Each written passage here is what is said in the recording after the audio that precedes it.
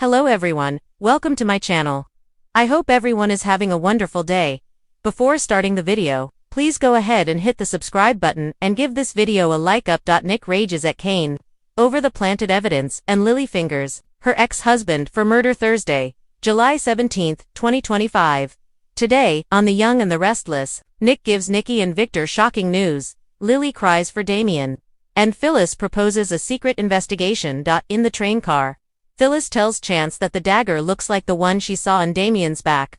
Nick barks, "Of course it's the knife that killed Damien. Someone's trying to set him up.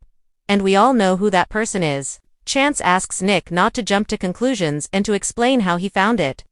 Nick says he left Sharon's sleeping car and went back to his. In the bathroom, he noticed the sink stopper was stuck. He reached under and pulled out that bag. Chance asks if he happened to find a bottle of bourbon in there. Nick didn't. He declares that Kane is behind this.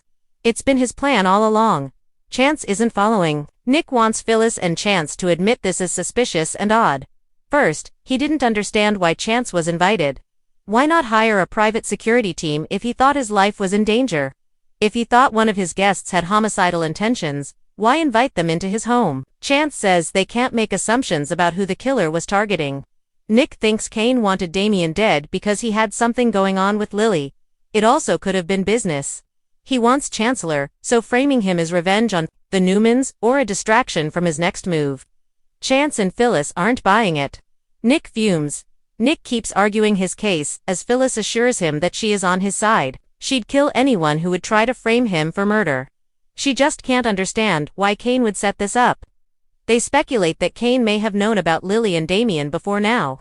Nick tells Chance about Adam coming to tell them Kane was buying up real estate in Genoa City, and that Chelsea had seen him there. He obviously has contact with the outside world.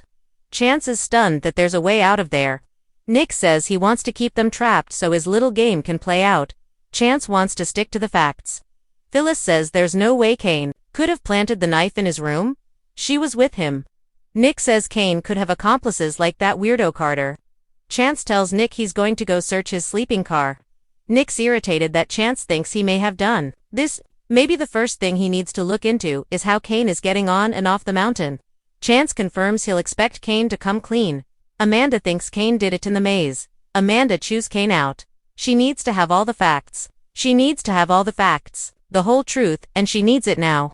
Kane thinks he has the right to remain silent. Amanda says not from her, he doesn't. Kane tells her he and Damien were just chatting. Before that, he'd never met him face to face. Amanda will need to see the security footage from the cameras on the property. Kane still wants to know if she thinks he actually killed Damien. She believes he's the person with the strongest motive. In her experience, he will do whatever it takes to eliminate the competition. Kane can't believe Amanda thinks he's guilty. She runs down all the things that make him look guilty. Kane says the bourbon and dagger are still missing. If he was guilty, why would he tell Chance what to look for? Amanda fumes that they both know he can contact the outside world. An innocent man would have called the police in by now. She has a strong suspicion that he's guilty. But that won't stop her from doing her job. Phyllis joins Amanda and Kane and makes cracks about poisoned booze. She notices they fell silent when she appeared. That's not incriminating at all, is it? She doesn't think Kane did anything wrong. She tells them Nick found the murder weapon in his bathroom. Kane asks what he did with it. Phyllis says he did what any innocent man would do. He brought it to Chance. He's sure he's being framed. And knows who's framing him. Amanda wants to know Chance's thoughts on all this. Phyllis says he just wants the facts. She says she told them Kane couldn't have planted the evidence because she was with him from the minute they left Damien's body until they found Chance. Nick thinks he had help though. Phyllis reminds Kane when he asked her if she was willing to betray the father of her child. She never agreed to sit back while he was framed for murder. Kane suggests maybe Nick is the one setting him up. Kane says the Newmans are threatened by his impending return to Genoa City. Nick may have tried to kill him, and his aim was bad. He then put the weapon in his room to make it look like he's being framed. Phyllis defends Nick and Amanda points out an innocent man goes to the authorities as Nick did. Phyllis thinks they need to launch a secret investigation of their own. Bad dreams and bad news in Victor and Nikki's train car. He's doing a crossword puzzle when his wife awakens with a start. She just had a terrible dream about their children. Victor gives her a tea to calm her nerves. Nikki shudders that the dream was so horrible and real. She tells him Victoria and Nicholas were on the edge of a massive chasm. They were calling her, but she couldn't get to them. Victor remarks that she's been worried about Victoria since they left. Nikki laments being cut off from Victoria and Claire. Victor offers to get Nick, but she says it's all right. She admits she's also worried about Chancellor. Victor vows to be Kane's worst nightmare if he comes after anyone in his family or his business. Nikki doesn't like the look in her husband's eyes. He just hates seeing her upset and worried. They'll go home soon, and she'll see that Victoria's all right. Just then, Nick knocks. They let him in, and he says he's glad they're okay. Kane made his next move, and it's a bloody one. Nick tells his parents that Damien was murdered. Up to a few minutes ago, Kane was the only suspect. He was with Damien when it happened. It turns out, however, that he's trying to frame someone in their family. It's me.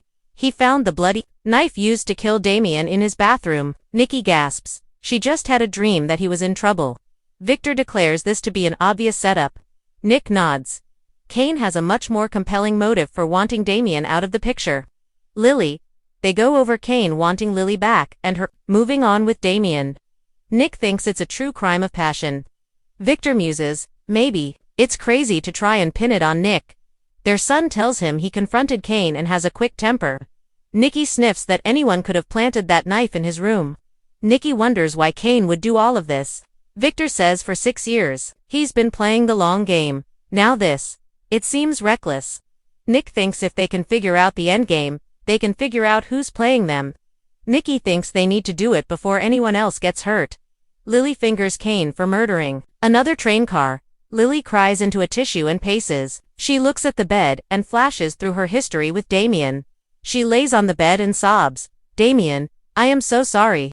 Moving to a chair to sip tea, Lily flashes to finding out Dumas was Kane and recalls her confrontations with him. Finally, she remembers kissing Damien in front of him.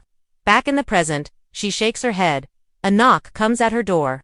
It's Chance, who wants to talk. They sit and Lily tells Chance that Damien was amazing. He had secrets kept from him. That upset him.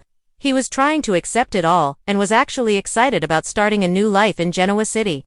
She cries, and now, composing herself, Lily says she wants justice for Damien. Chance asks her to walk him through what's happened since they arrived. Lily says that's a waste of time. Only one person has a motive to kill Damien and it's Kane. Chance asks when she last saw Damien alive. Lily was with him, Kane and Amanda by the maze. They told Kane they were a couple. He acted like he accepted it, but then asked to speak to Damien privately. After that, she and Amanda went for a walk. The next time she saw Kane, he was with the men carrying Damien's body. Chance asks Lily if Kane was possessive when they were together. She says he could be. Chance asks if he was violent with other men. Lily says nothing serious, but he's a different man now. Chance asks if he wanted to get back together. Lily says he did, but she told him it would never happen. She thinks that's why he killed Damien. If he couldn't have her, no one could. Chance doesn't see the logic there. Why would Kane risk everything to kill Damien? It seems less calculated than he would expect. Lily's convinced Kane did this.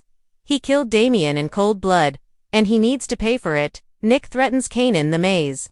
Nick confronts Kane and fumes. You're not going to get away with this. Kane insists he didn't kill Damien. The knife was meant for him. Nick says he found the knife he planted in his room. Kane denies putting it there. He swears on his father's soul. Nick says Colin didn't have one.